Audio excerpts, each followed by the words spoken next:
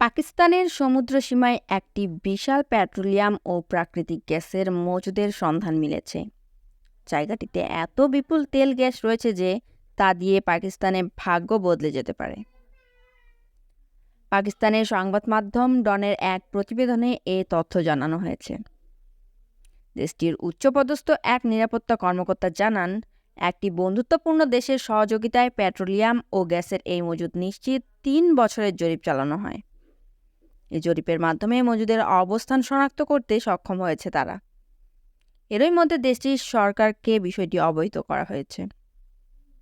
সুনীল অর্থনীতিতে থেকে সুবিধা অর্জনের উদ্যোগ হিসেবে উল্লেখ করে তিনি বলেন, দরপত্র ও অনুসন্ধানের প্রস্তাব পর্যালোচনা করা হচ্ছে। শীঘ্রই অনুসন্ধানের কাজ শুরু হতে পারে, যদিও তা উত্তোলনে কয়েক বছর সময় লাগতে পারে বলে জানান তিনি।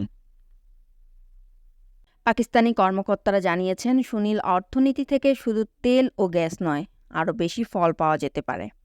দ্রুত উদ্যোগ নিলে সঠিকভাবে কাজ করতে পারলে দেশের অবস্থার পরিবর্তন ঘটতে পারে বলেও জানান তারা।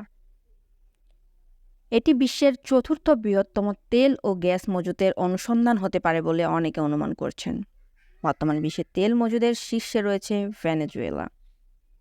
এছাড়া সর্বাধিক অপরিশোধিত তেল রয়েছে যুক্তরাষ্ট্রে। ওগ্রা এর সাবেক সদস্য মোহাম্মদ আরিফ বলেন, আশাবাদী থাকা উচিত, তবে মজুদ নিয়ে যেমন আশা করা হচ্ছে তেমনটি হবে তার কোনো নিশ্চয়তা নেই।